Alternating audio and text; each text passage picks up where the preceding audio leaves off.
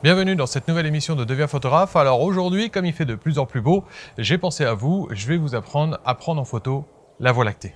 Vous voyez cette photo, superbe? Eh bien, je vais vous apprendre comment faire ça, vous allez voir, rien de bien compliqué. Comme d'habitude, on y va, let's go, c'est parti!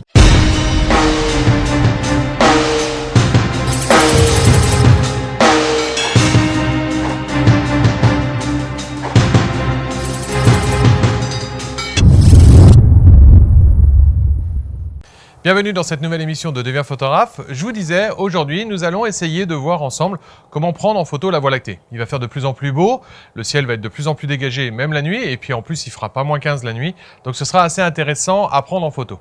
Qui plus est, l'été est une bonne saison, et entre autres, en ce moment, c'est une bonne saison pour prendre en photo la Voie lactée, elle s'y prête bien. Alors avant de commencer ce tutoriel-là, je vous rappelle, vous pouvez poser vos questions en format vidéo ou en format audio ou simplement en format écrit. J'y répondrai dans une vidéo prochainement. J'ai reçu déjà quelques vidéos c'est-à-dire des gens qui ont posé leurs questions en se filmant et ça, j'adore ça. En fait, merci à tous ceux qui l'ont fait. Je vous promets, je vais utiliser vos vidéos très prochainement. Je vais faire une vidéo réponse là-dessus. Si vous voulez en faire partie, allez-y, postez, promis, j'utiliserai les différentes vidéos, toutes les vidéos en tout cas. Toutes les questions qui seront posées en vidéo auront une réponse, ça c'est sûr. Je vous dis, j'adore beaucoup ce truc-là. J'ai eu beaucoup de gens qui me disaient « Ouais, c'est une bonne idée, c'est une bonne idée ». Alors allez-y, postez-les et faites-vous plaisir. On y va maintenant? On regarde comment on fait pour prendre la Voie lactée en photo. Cette émission va être découpée en plusieurs parties. Nous allons voir d'abord ce que l'on va essayer de prendre en photo, quelle lumière va en ressortir. Ensuite, après, on va voir le matériel dont on va avoir besoin. Ensuite, nous allons voir ensemble comment régler notre appareil photo. Il y a différentes règles à respecter. Vous allez voir, c'est pas très compliqué non plus. Par contre, c'est tout en mode manuel, ça c'est sûr. Et enfin, nous verrons de la retouche photo, comment on fait pour retoucher la photo pour arriver à ce résultat-là, comme vous le voyez ici. On y va? Let's go! Alors, qu'est-ce qu'on va essayer de prendre en photo? On va essayer de prendre en photo la Voie lactée. La Voie lactée, déjà, c'est quelque chose de gigantesque.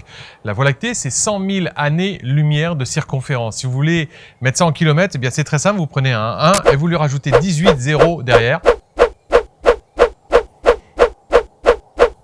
Et oui, c'est tant que ça. Vous voyez, donc 18 zéros derrière et vous avez la circonférence de la Voie lactée. Donc, vous voyez que c'est quelque chose d'absolument gigantesque. La Voie lactée, c'est 400 milliards d'étoiles. Alors, on pourrait croire qu'avec autant d'étoiles, c'est possible d'avoir beaucoup de luminosité. C'est pas tout à fait le cas. Pourquoi? Parce qu'en fait, elle est extrêmement loin.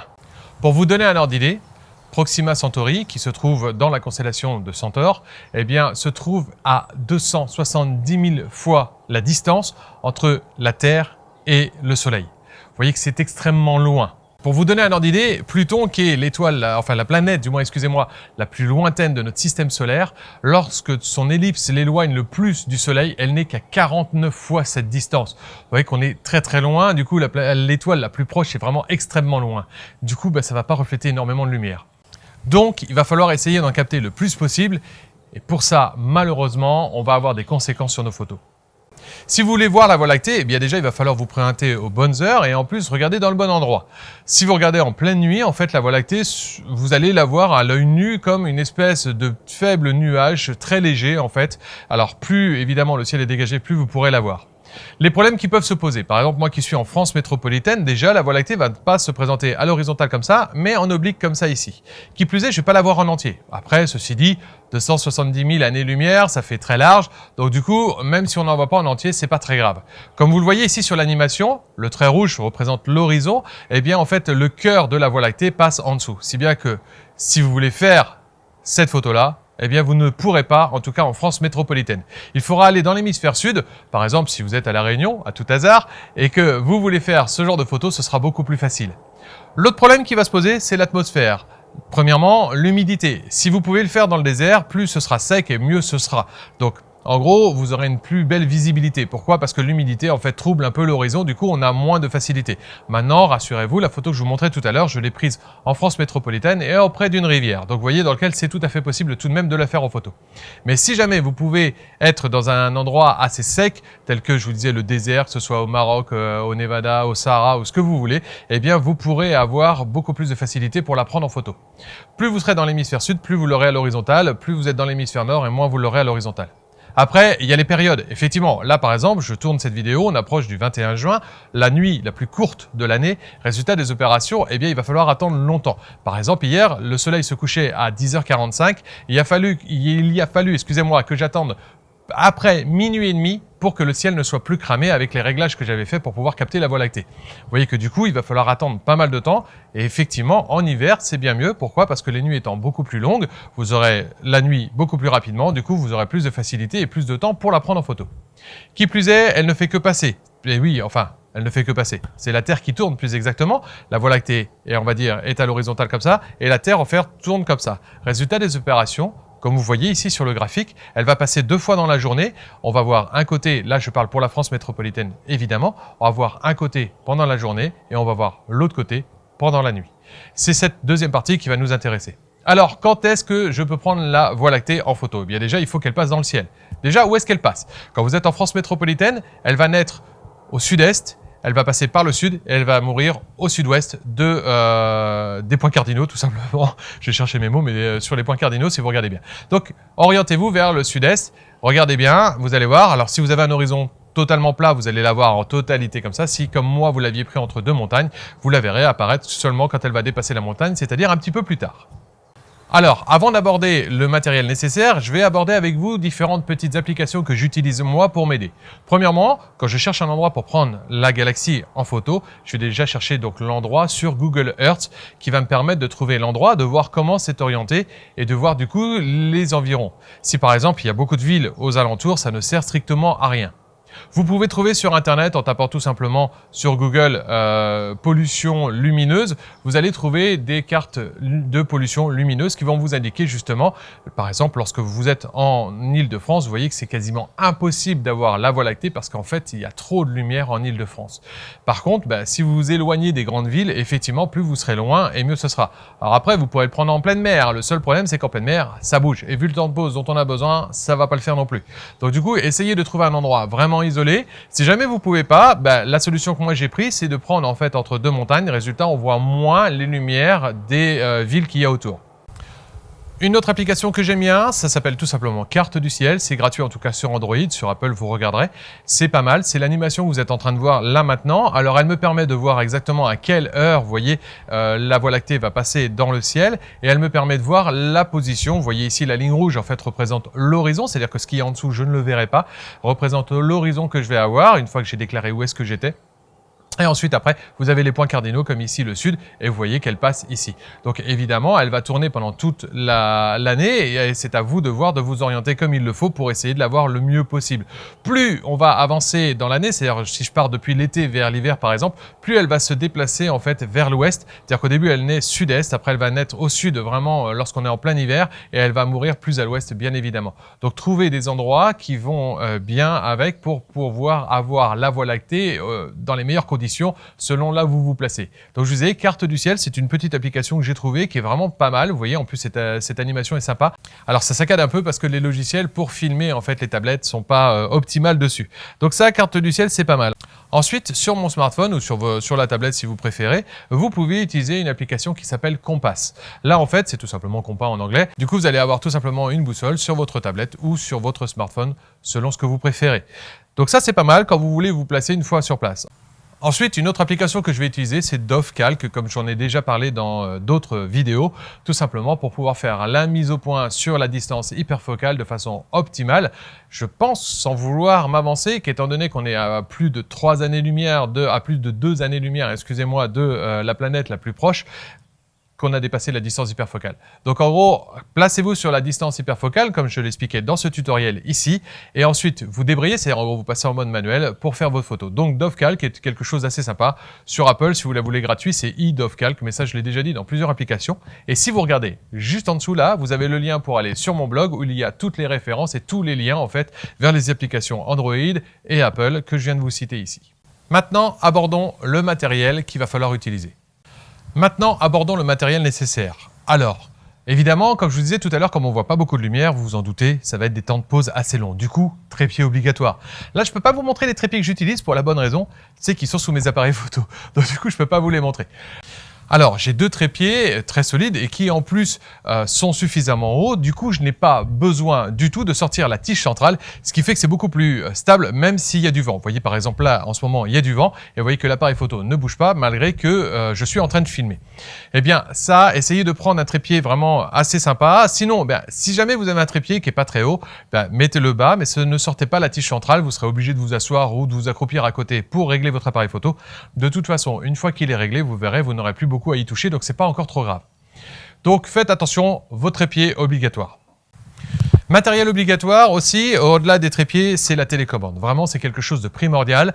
Pourquoi? Parce qu'il va falloir éviter absolument de bouger votre appareil photo. Vous pouvez le faire, bien évidemment, avec un déclenchement avec le retardateur si jamais vous n'avez pas de télécommande. Ceci dit, les télécommandes les plus simples, alors celle-ci, c'en est pas une, mais les télécommandes plus simples ont simplement un bouton pressoir ici, avec en plus un cran pour pouvoir le bloquer, si bien que quand vous le bloquez comme ça, eh bien en fait, tant que vous ne le débloquez pas, votre appareil photo, je vais vous expliquer tout à l'heure dans le réglage, va rester en prise tant que vous ne le débloquez pas. Ce qui vous fait que vous pouvez avoir des prises qui vont durer 30 secondes, 50 secondes, 20 secondes, 10 secondes ou 20 minutes si vous voulez. C'est assez simple. Les plus simples doivent être aux alentours de 4-5 € sur eBay. C'est assez facile. Tapez avec la référence de votre appareil photo puisque selon les appareils photo, vous avez soit un mini jack comme celui-ci ou alors des prises spécifiques comme j'ai par exemple pour mes 5D. Ça, c'est vraiment quelque chose de pas mal. Alors moi, j'ai des télécommandes un peu plus complexes qui permettent d'avoir en fait une programmation du déclenchement. Je peux faire soit déclencher tous les X temps. En plus, je peux programmer le temps de pause que je souhaite dessus et X photos. Par exemple, hier, j'ai expliqué sur Google+, j'ai essayé de faire un time-lapse pour, disons, avoir une belle présentation de ce tutoriel-là. Malheureusement, la météo, une fois de plus, c'est foutu dedans. Elles avaient prévu des nuages là où j'étais à partir de 6 h du matin et à 1 h, tout était déjà couvert. Résultat des opérations, j'ai pas pu le faire. Mais ce genre de télécommande ici peut permettre de le faire. Je vous mets les références comme d'habitude sur mon blog dont l'URL est juste en dessous de cette vidéo. Sinon, si jamais vous avez des flashs et des Yunio comme ça, en fait ici c'est un émetteur-récepteur pour les flashs normalement ici, vous avez avec un petit câble comme ça qui fait que ça va se connecter en fait tout simplement ici sur votre appareil photo là. Alors évidemment il faut prendre la référence selon votre appareil photo puisque vous voyez que c'est une prise spécifique pour les 5D ici. Et donc en fait ici ça va se mettre là où j'ai normalement ma télécommande sur mon appareil photo et du coup à distance avec l'autre émetteur-récepteur, pareil, il y en a à peu près pour 14 €, excusez-moi, il y en a à peu près pour 35 € les deux en fait ensemble. Et bien du coup avec l'émetteur on va dire, eh bien j'appuie dessus et je déclenche à distance mon appareil photo. Je peux le contrôler à 200 mètres, donc vous voyez que c'est largement suffisant et ça aura d'autres utilités si jamais vous voulez. Pour 40 €, c'est pas mal. En plus et surtout vous pouvez contrôler votre flash avec si vous voulez en faire une autre utilité. Donc la télécommande, c'est vraiment quelque chose de primordial, que ce soit Yunio ou autre chose, ou Canon ou Nikon. Encore une fois, comme je vous avais expliqué la dernière fois dans la vidéo de test matériel, vous n'êtes pas obligé d'acheter une Canon, Nikon, Pentax, Sony, selon ce que vous avez comme appareil photo. Vous avez d'autres marques beaucoup moins chères qui vous permettront d'avoir des télécommandes très sympas à beaucoup moins cher. J'ai mis quelques références sur mon blog, allez le voir et regardez s'il y en a une qui vous plaît. Un autre truc qui peut paraître banal, c'est tout simplement les clean-up. C'est-à-dire qu'en gros, il va falloir que votre optique soit parfaitement nettoyé. Si jamais vous avez la moindre poussière sur votre optique, eh bien avec les rayons de lumière et tout ça, vu le nombre de lumière qu'on va essayer de capter, ça va se voir tout de suite. Donc le petit stylet ici, avec l'embout qui se visse, ça c'est vraiment important, de manière à nettoyer le bout de vos objectifs et de l'autre côté, toujours pareil, vous avez la référence sur mon blog dans l'article comme la autre fois, ou sinon déjà un chiffon qui est vendu dans les kits standards, vous avez aussi une référence sur mon blog, allez voir. Donc ça c'est très important, ne partez pas sans pouvoir nettoyer votre optique. Pour la bonne raison, c'est que si jamais vous avez la moindre saleté sur votre optique, ça va se voir tout de suite. Donc trépied et télécommande sont les vraies mamelles de la prise de photo pour pouvoir prendre en photo la Voie lactée. Ensuite après vous pouvez vous aider puisque en fait la Voie lactée il va falloir le faire quand il fait vraiment nuit et du coup il va falloir des lumières à côté pour vous aider. Évidemment, vous avez la lampe torche, tout ce qui est de plus banal ici. Alors maintenant, ça va être des LED la plupart du temps. Sinon, ici, j'ai une lampe Energizer. Alors, j'ai dû l'acheter quelque chose comme 14 ou 15 € dans un magasin quelconque à côté. Et l'avantage qu'elle a ici, c'est que par exemple, ici, elle est éclairée en rouge. Et ça, c'est très bien. Pourquoi? Parce que la nuit, alors vous pouvez avoir évidemment des lumières aussi blanches. Mais pourquoi rouge? Parce que la nuit, ça éclaire beaucoup moins. L'œil humain met du temps à s'adapter en fait à l'obscur. Et si d'un seul coup, vous éclairez violemment avec avec une lumière blanche, et bien du coup, ça va vous poser problème pour vous réadapter après le temps et vous allez perdre votre Voie lactée de vue. Donc le mieux, c'est d'avoir une petite lumière rouge comme ça. Je vous disais, j'en ai eu pour entre 14 et 17 euros, il me semble, si je me souviens bien. Elle est assez ancienne, cette lampe-là. Ici, donc derrière, elle a trois piles, celle-ci ici, mais elle éclaire vraiment très bien et ça permet vraiment aussi d'avoir une lumière pas trop puissante, ce qui vous permet de régler votre appareil photo correctement. Voilà, pour le matériel, vous êtes prêts? Je vous disais, donc si on résume, trépied, télécommande, de quoi nettoyer votre optique et une petite lampe pour essayer de vous éclairer à côté. Ensuite, après, sur votre smartphone ou votre tablette, prenez l'application du style compas, prenez l'application aussi carte du ciel pour voir à quelle heure elle va passer, où est-ce qu'elle va passer et vous êtes quasiment prêt. Maintenant, ce qu'il va falloir regarder, c'est tout simplement le calendrier. Pourquoi? Bien parce que lorsque vous allez avoir une pleine lune, ça ne va pas être possible de prendre en photo la Voie lactée. Pourquoi? Parce que quand il y a la pleine lune, il y a trop de lumière aux alentours. Donc le mieux, c'est de le faire à la nouvelle lune. La nouvelle lune, c'est quand il n'y a pas du tout de lune, comme on avait hier, par exemple. Vous allez pouvoir le faire 4-5 jours avant et jusqu'à 4-5 jours après. En fait, 4-5 jours avant la nouvelle lune, eh bien, la lune va se lever très tard dans la nuit. Et par contre, les nuits d'après, elle va se lever très tôt. Du coup, généralement, à 21h, 22h au plus tard, elle est couchée. Du coup, elle ne posera pas de problème. Qui plus est, c'est un petit filet de lune qu'on aura dans les jours aux alentours de la nouvelle lune. Ce qui fait qu'une fois qu'elle est couchée, elle ne va pas gêner. Parce que la pleine lune, même une fois couchée, il va falloir attendre un petit peu qu'elle disparaisse vraiment derrière l'horizon. Sinon, elle éclaire encore un peu le ciel comme le fait le soleil quand il vient de se coucher. Donc voilà, vous êtes prêts, vous êtes parés, vous avez votre application, vous avez la date, vous savez que c'est à la nouvelle lune, vous êtes prêts à y aller. Alors comment régler votre appareil photo? Je vous explique ça. Vous avez votre matériel, votre trépied, votre télécommande, c'est le minima, de quoi nettoyer votre optique, je vous disais, une petite lampe si jamais vous pouvez, vos applications sur votre smartphone, sur vos tablettes, je vous le disais déjà, mais maintenant, comment régler votre appareil photo? Alors, il faut capter un maximum de lumière. C'est pour ça que, généralement, géographiquement, comme je vous disais tout à l'heure sur les cartes de pollution lumineuse, on va essayer de trouver l'endroit le plus isolé possible, loin des grandes villes surtout, de manière à avoir un minimum de lumière, de radiation de lumière, à l'horizon. C'est-à-dire que les villes, en fait, vont émettre des radiations lumineuses, ce qui fait qu'on va les voir. Pourquoi? Parce que je vais vous expliquer les paramétrages et vous allez voir que c'est vraiment énorme. Alors, vous avez votre trépied, vous avez votre télécommande, vous avez de quoi nettoyer votre optique, vous êtes prêts. Alors maintenant, quelle optique utiliser? Alors, pour la photo que je vous montre ici,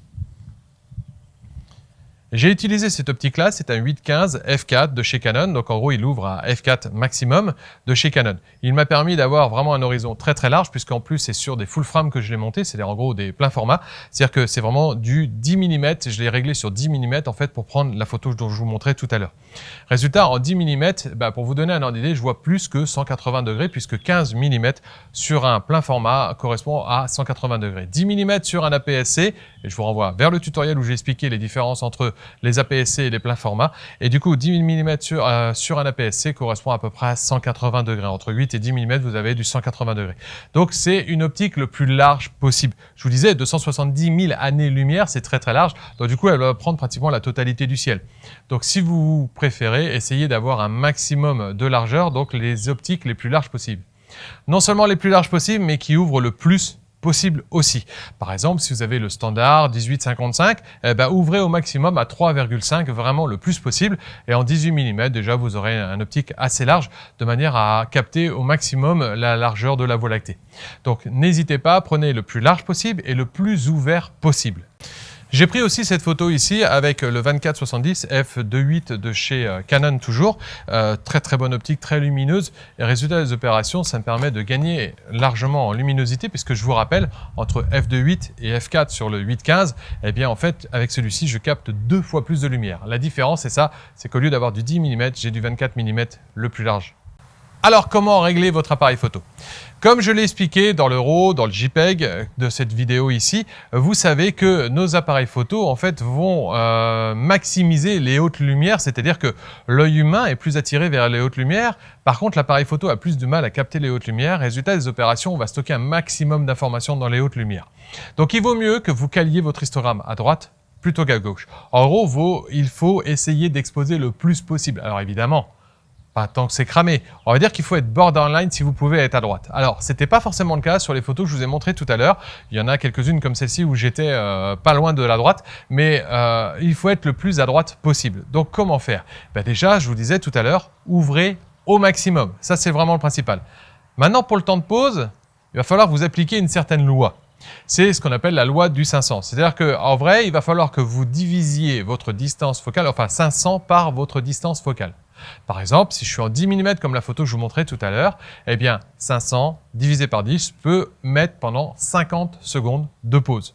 Donc voilà comment on calcule. Pourquoi? Parce que tout simplement la Terre tourne. Et si jamais vous mettez plus longtemps, eh bien vous allez commencer à avoir des filets, c'est-à-dire des traits à la place des étoiles. C'est-à-dire qu'au lieu d'avoir vraiment une épingle dans votre ciel, vous allez avoir des traits à côté. Si jamais vous mettez 20 minutes par exemple, vous aurez un cirque polaire, c'est-à-dire qu'en gros vous aurez vraiment une photo avec des gros traits dessus. Donc pour calculer, c'est simple, on prend 500 que l'on divise par la distance focale que l'on utilise. Par exemple, si je suis en 10 mm ou en 24 mm, je divise par ça. Donc, c'est-à-dire qu'en 10 mm, je peux avoir 50 secondes. Par contre, si je suis en 24 mm, je n'ai plus que 28 secondes de pause maximum. Si je mets 50 secondes comme pour le 10 mm, eh bien, je vais commencer à avoir un filet d'étoiles, je vous disais tout à l'heure. Qu'en est-il du crop factor? Vous vous souvenez de la vidéo sur le full frame et l'APS-C? Eh bien, tout simplement, il va falloir le prendre en compte. C'est-à-dire que c'est 500 divisé par la distance focale pour les pleins formats. Si jamais j'ai un APS-C, eh bien en fait je prends 500 que je divise d'abord par le crop factor. Par exemple, si je suis chez Nikon, c'est 1,5. Si je suis chez Canon, c'est 1,6. Et ensuite, après, le résultat obtenu dans les 330, je le divise encore, par la distance focale. Donc prenez en compte le crop factor. Pourquoi? Parce que en fait, je vous disais tout à l'heure, si je prends par exemple un 24 mm sur un APS, sur un full frame, sur un plein format, je vais avoir 500 divisé par 24. En gros, je peux avoir une pause d'à peu près 21 secondes. Si jamais je suis avec par exemple un Nikon, donc j'ai un crop factor de 1,5. Si je suis sur un APS-C, eh bien en fait, je fais 500 divisé par 1,5 divisé par 24 mm. Et là, je n'ai plus que 14 secondes. Vous voyez que déjà, on a 7 secondes en moins, c'est vraiment important. Et si je suis chez Canon, c'est 1,6. Donc en gros, c'est 500 divisé par 1,6 divisé par 24. Et là, je pèse encore une seconde en moins. C'est-à-dire que j'ai 13 secondes d'exposition maximum. Alors vous voyez qu'il y a des différences d'exposition. Maintenant, ça ne va pas suffire. Pourtant, avec un temps de pause comme celui-ci, on pourrait s'attendre à avoir beaucoup de lumière. Mais ça ne suffira pas. Il va falloir monter vos ISO et pas qu'un peu. En gros, il va falloir les monter vers 6400 ISO. Alors au-delà, à moins que vous ayez vraiment un appareil haut de gamme du style les 5D, les 800, les D800 chez Nikon ou ce genre de choses, vous pourrez peut-être encore doubler vos ISO, c'est-à-dire les monter à plus de 12 000, mais j'éviterais ces noms si j'étais vous. Pourquoi? Parce que ça va commencer à poser problème. Cette photo-là, par exemple, que vous voyez ici, a été prise avec 12 000 au niveau ISO. Vous voyez qu'on voit quand même pas mal de bruit et c'est sur un 5D. Pourquoi? Je vous expliquais dans différents tutos que la quantité de bruit, avec le même nombre d'ISO, est inversement proportionnelle à la taille du capteur. En gros, plus mon capteur est petit, plus pour la même tranche d'ISO, j'aurai un nombre de bruits important. Résultat des opérations sur les grands formats, par exemple, si vous prenez un Hasselblad, qui est un moyen format, donc 3 fois plus grand à peu près qu'un capteur de réflexe, eh bien, 6400 ISO, ça le fait largement, il pourrait même monter à 24 000 sans aucun problème. Chez nous, sur nos appareils photo, je vais sur les pleins formats, vous pouvez monter à 12 000, mais vraiment, j'éviterai. Moi, je monte à 6400 généralement. Pour les autres, ne dépassez surtout pas les 6400. Pour résumer, le trépied, on a une télécommande ou alors vous mettez sur retardateur si vous n'avez pas de télécommande. Ceci dit, je vous disais sur eBay, les plus simples, elles sont à 3 à 4 euros, vous arriverez à en trouver. Ensuite, après, si vous en avez un, désactivez votre stabilisateur. Le stabilisateur est fait pour enlever les vibrations du photographe. Sur trépied, ça ne sert strictement à rien, si ce n'est que ça va émettre des vibrations qui vont flouter légèrement votre photo. On essaye d'éliminer vraiment le maximum de vibrations. Ensuite, après, si votre appareil photo le permet, mettez-vous en position verrouillage miroir. Verrouillage miroir, c'est quoi? Quand vous prenez votre photo, le miroir se lève, l'obturateur dégage votre capteur, eh bien en fait, ça émet des vibrations, le fait que le miroir se lève. Donc verrouillage miroir, par exemple chez Nikon, eh bien, il va lever le miroir, il va attendre plus longtemps que d'habitude avant de déclencher la photo. Du coup, il enlève la vibration. Chez Canon, normalement, il faut appuyer 2 fois. Résultat des opérations, j'appuie une première fois, il lève le miroir, j'appuie une deuxième fois, il prend la photo. Ou alors, mettez-vous en retardateur 2 secondes par exemple.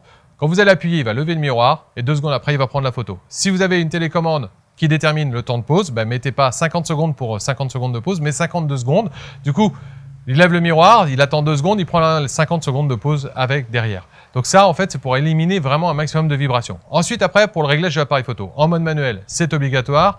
Vous réglez votre objectif sur la distance hyperfocale. Je vous renvoie vers ce tutoriel-là ici. Vous débrayez de manière à ce qu'il ne fasse plus la mise au point. De toute façon, vous en faites pas. La distance hyperfocale est très loin. En fait, là, on est très très loin derrière. Vous ne devriez pas avoir de flou, même si vous réglez en visant sur l'infini derrière. Vous ne devriez pas avoir de flou de toute façon sur votre photo. Alors faites attention pour la mise au point, ne poussez pas à fond, si vous êtes en mise au point manuelle, ne poussez pas à fond vers l'infini pour la bonne raison, c'est que pour des questions de sécurité, nos constructeurs vont un petit peu plus loin que l'infini, on va dire, et donc du coup en fait vous revenez un petit peu en arrière. Le mieux c'est de faire la mise au point vraiment le plus loin possible, tant que vous pouvez le faire, vous débrayez derrière en fait pour ne plus refaire votre mise au point. Le temps de pause, je vous disais, vous le calculez avec la règle que je vous expliquais tout à l'heure. Du coup, la distance focale le plus large possible aussi. Si vous avez un 18-55, prenez en 18 mm. Cette photo-là que je vous montre, je l'ai prise en 10 mm sur un plein format. Donc vraiment 10 mm, l'équivalent de 6 à 7 mm sur un APS-C derrière. Une autre chose que l'on peut faire sur l'appareil photo, si jamais vous avez, c'est de réduire le bruit. Alors pour ça, en fait, dès la prise de vue, on peut réduire le bruit. Soit pour les longues pauses, soit pour les ISO, soit les deux ensemble. Il y a plusieurs niveaux, testez-le comme je vous l'avais dit sur les différents tutoriels au niveau du bruit, mais testez-les, regardez ce qui marche le mieux pour vous. Je vous renvoie vers le tutoriel là en fait où j'avais expliqué ce que c'était en fait ici. Mais on peut réduire le bruit dès la prise de vue au niveau des ISO et au niveau de la pause longue. Faites juste attention, c'est que quand vous allez activer réduction au niveau de la pause longue, attendez-vous à ce que chaque photo dure 2 fois plus longtemps parce qu'en fait pour le faire, il va avoir besoin de beaucoup de temps. Par exemple, si vous avez 20 secondes de pause, eh bien, il va prendre pratiquement 40 secondes, 20 secondes de prise de vue et 20 secondes de travail derrière pour éliminer au maximum le bruit. Donc faites juste attention à ça, prenez en compte, c'est que ça va user pas mal les batteries, mais c'est quelque chose de bien d'éliminer le bruit dès la prise de vue, ça va vous permettre vraiment de gagner derrière. Maintenant, si votre truc c'est de faire un time-lapse, désactivez la réduction du bruit pause longue parce que sinon en fait vous n'aurez pas le temps et du coup ça va bouffer bien trop de batterie, vous ne pourrez pas finir vos timelapse. Moi quand je le fais en fait j'évite en fait de faire la réduction du bruit dès la pause longue même si j'ai 6 batteries derrière pour mon appareil photo. Donc voilà, je pense qu'on a tout vu et enfin évidemment malheureusement montez vos ISO à 6004 minimum.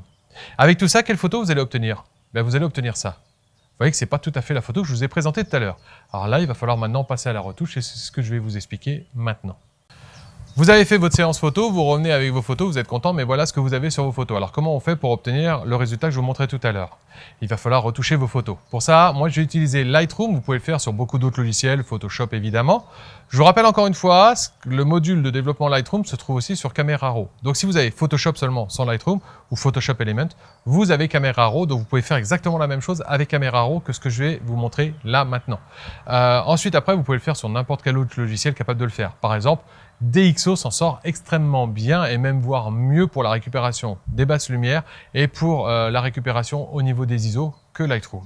Donc on y va, magie du montage, logiciel. Alors en premier, je vais prendre à peu près dans l'ordre de ce que l'on voit ici sur Lightroom. Je vais commencer par équilibrer la balance des blancs. J'ai supprimé les teintes jaunes en baissant ici ma balance des blancs et en augmentant vers ici, vers le magenta. Cela va permettre en fait de baisser la balance des blancs et d'orienter en fait les teintes vers le magenta tout simplement. Par contre attention, faites attention à ne pas trop augmenter derrière de manière à avoir un ciel pas trop flashy quand même de toute façon. Mais on pourra y revenir de toute façon plus tard pour affiner vraiment sérieusement. Ensuite après, je vais régler l'exposition pour ce ciel. On voit qu'ici c'est pas trop surexposé, ça devrait le faire, mais ça va dépendre de vos photos. Si vous êtes surexposé, baissez vraiment pour avoir quelque chose de correct derrière. Encore une fois, on pourra revenir derrière de toute façon pour ajuster ça. Ensuite, pour faire ressortir la Voie lactée, il faut que les parties claires de celle-ci ressortent par rapport à l'espace sombre qui l'entoure. Du coup, ce que je vais faire, c'est que je vais augmenter les contrastes. Les contrastes, je vous rappelle, ça éclaircit les clairs, ça assombrit les sombres. Du coup, ça va assombrir la nuit qui est autour et ça va éclaircir la Voie lactée. Ça va justement vraiment permettre de faire tout ressortir correctement. Du coup, vous allez augmenter la différence, je disais, entre la Voie lactée et ce qui l'entoure, et ça permet d'avoir une Voie lactée encore plus nette. Après, je vais aller sur la récupération des hautes lumières. En baissant la dosette des hautes lumières, donc à fond généralement ou pas loin, ça dépend de votre photo, mais généralement je suis pas loin d'y aller à fond, ce qui va me permettre en fait de baisser encore plus la lumière autour de la Voie lactée, sans pour autant perdre ce que j'ai réussi à gagner jusqu'ici au niveau de la Voie lactée. Pour les ombres, regardez ce que vous souhaitez, mais ça va surtout jouer sur le plan en dessous de ce qu'il y a au niveau du ciel. C'est-à-dire qu'en gros, si jamais vous avez la Voie lactée et en dessous vous avez un décor, le fait de jouer sur cette dosette-là va plutôt assombrir ou baisser le décor plus que sur votre ciel lui-même. Ensuite, après, je vais augmenter légèrement les blancs pour éclaircir la Voie lactée si jamais c'est nécessaire. Encore une fois, je vous dis, une fois qu'on a fait tout le dosage, on va pouvoir revenir plus finement sur chacun des dosages. Ensuite, derrière, on peut augmenter la clarté pour accentuer encore les étoiles. Alors, ne tombez pas dans le ridicule, n'allez pas trop loin parce que sinon, en fait, ça fait quelque chose d'assez bizarre. Donc, allez-y avec la clarté, mais allez-y modérément. Après, je baisse un peu la vibrance pour éliminer le côté flashy, là, vous voyez, au niveau du ciel. Donc, j'élimine un peu la vibrance. Je vous renvoie vers un tuto que j'avais fait là-dessus où j'expliquais la différence entre la vibrance et la saturation. La saturation va jouer sur tous les tons, clair, foncé, médian, alors que la vibrance ne joue que sur les tons médians, ce qui fait que ça va désaturer seulement les tons médians, ce qui fait que c'est plus doux, c'est-à-dire qu'on va garder de la couleur, mais on va enlever le côté flashy quand même qu'on a au niveau du ciel. On descend au niveau des courbes. Alors au niveau du courbe, ce que je vais faire, je vais accentuer encore la différence entre la partie claire et la partie sombre. Du coup, ce que je vais faire, c'est que je vais augmenter les tons clairs et je vais diminuer un peu les tons sombres. Alors, encore une fois, c'est laissé à votre appréciation selon votre photo. Pour la partie teinte, saturation et luminance, je vais jouer sur la saturation et sur la luminance des différentes couleurs pour justement essayer d'avoir quelque chose de correct, c'est-à-dire pas trop flashy comme on pourrait avoir sinon.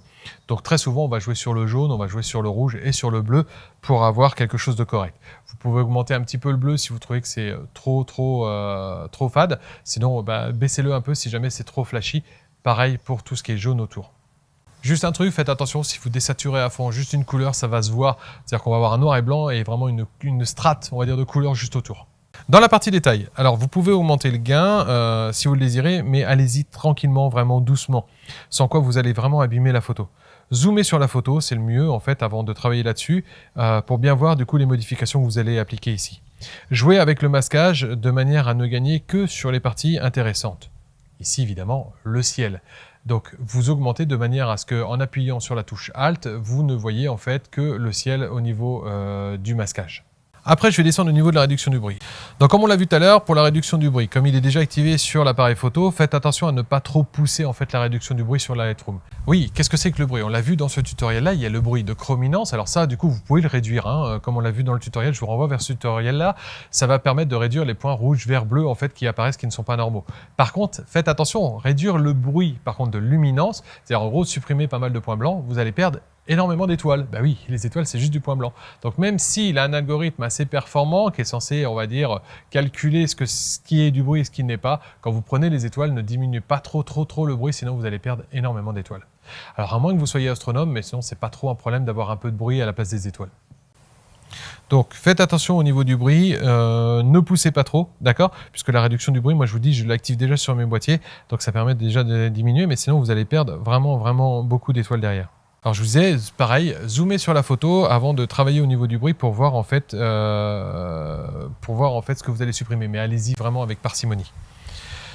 Correction de l'objectif, alors ça va dépendre de vous en fait. Je vous ai dit, cette photo-là, je l'ai pris en 10 mm, alors du coup je l'ai corrigée. Par contre, vous voyez, celle-ci, je l'ai pris au zoom et j'aime bien justement l'aspect vu un peu comme à travers un hublot. Donc je vais la garder telle quelle, je ne vais pas activer la correction de l'objectif. Maintenant, si vous voulez l'activer, voilà ce qu'il faut faire. Alors, si vous activez la correction de l'objectif, prenez en compte qu'il ne faut pas que votre Voie lactée soit sur les côtés de votre photo. Pourquoi? Parce qu'en fait, il va étendre beaucoup plus les côtés que le reste. Et plus vous avez une distance focale courte, par exemple 8 et 10 mm, et pire ça va être. C'est-à-dire qu'au centre, ça va être vraiment des étoiles, et sur les bords, ça va être des traits, puisqu'en fait, il va étirer les bords. Donc faites attention à ça. Si votre Voie lactée est au centre, vous pouvez le faire. Par contre, toutes les étoiles que l'on voit autour, elles vont être retouchées quand vous allez redresser votre perspective due à l'objectif. Enfin, si vous voulez le faire, faites-le. Ça va permettre pour beaucoup en fait d'éliminer beaucoup le vignettage qu'il y a autour quand vous activez en fait le profil de votre objectif. Donc je vous disais, plus la Voie lactée ou les étoiles seront sur le bord, plus ça donnera un effet filant aux étoiles à côté. Donc vous pouvez redresser, si jamais vous redressez, par exemple vous avez des bâtiments, c'est mieux parce que sinon les bâtiments sont tordus, ou sinon vous laissez comme vous voulez. Après c'est sûr qu'au lieu d'être un peu plus droite, la Voie lactée sera plus courbe. Voilà, c'est la seule différence que vous aurez vraiment dessus, c'est à vous de voir. Là je laisse à votre appréciation. Enfin, vous pouvez jouer avec l'étalonnage de l'appareil photo pour diminuer un peu le côté flashy de la photo si jamais c'est nécessaire. Et voilà, vous êtes prêts, mesdames et messieurs, pour faire de belles photos de la Voie lactée durant cet été. Prenez sans doute vos duvets si jamais vous êtes dans un endroit froid. Alors prenez, je vous disais tout à l'heure, le tutoriel carte du ciel qui est vraiment génial. J'ai découvert ça, c'est vraiment super bien. Parce que franchement, on a l'heure précise et dans l'orientation que l'on veut. Alors je vous disais tout à l'heure, la Voie lactée va apparaître. Là, quand on est en été sud-est, elle va passer au sud, elle va aller vers le sud-ouest. Si jamais, plus on se décale dans la saison, et plus en fait, elle va se décaler vers l'ouest comme ça. Donc après, selon l'heure à laquelle vous voulez faire, selon le paysage que vous avez aussi autour, regardez quand est-ce que c'est possible et quand est-ce que ce n'est pas possible.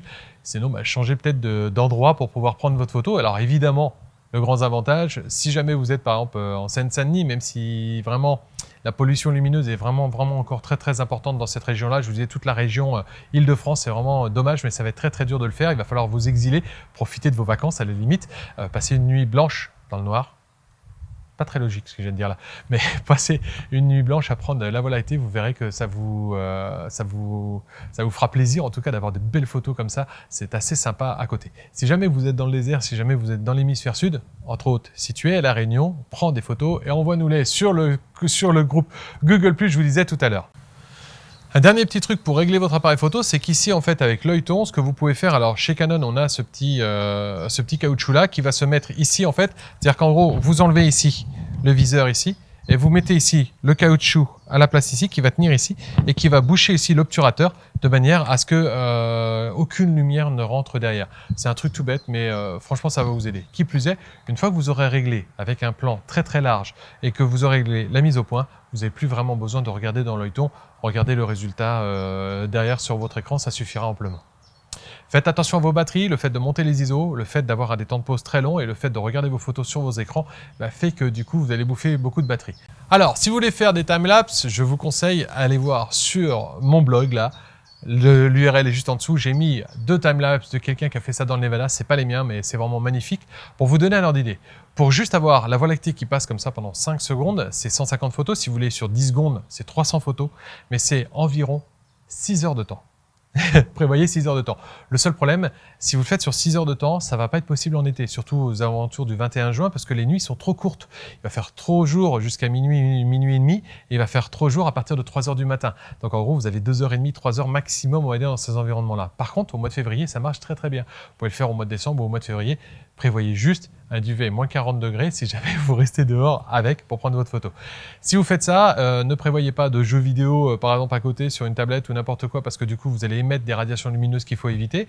Vous ne pouvez pas lire non plus parce que du coup vous allez émettre de la lumière donc c'est pas bon non plus et on fait ça quand il fait vraiment très nuit donc ça va se voir tout de suite.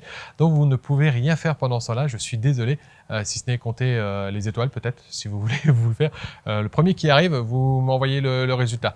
Lâchez vos commentaires en dessous si jamais vous y arrivez. Donc le truc c'est ça, vous ne pourrez pas faire grand chose. Donc les timelapses c'est très long, très long. Je vous dirais entre 5 et 6 heures pour avoir à peu près 10 secondes de film derrière. Je compte en faire un très prochainement. Ce sera sans doute pour fin juillet pour la bonne raison, c'est que à partir de maintenant, moi je suis pas disponible pendant tout le week-end. On pourrait encore faire dessus tout le week-end, mais ça va être peut-être au mois de juillet. On va réussir à faire ce genre de choses derrière. Donc sur le mois de juillet, je vais essayer de vous faire un timelapse de 10-20 secondes au niveau de la Voie lactée. Ok? Voilà pour cette émission. Je vous dis à la semaine prochaine. Amusez-vous bien et faites de belles photos.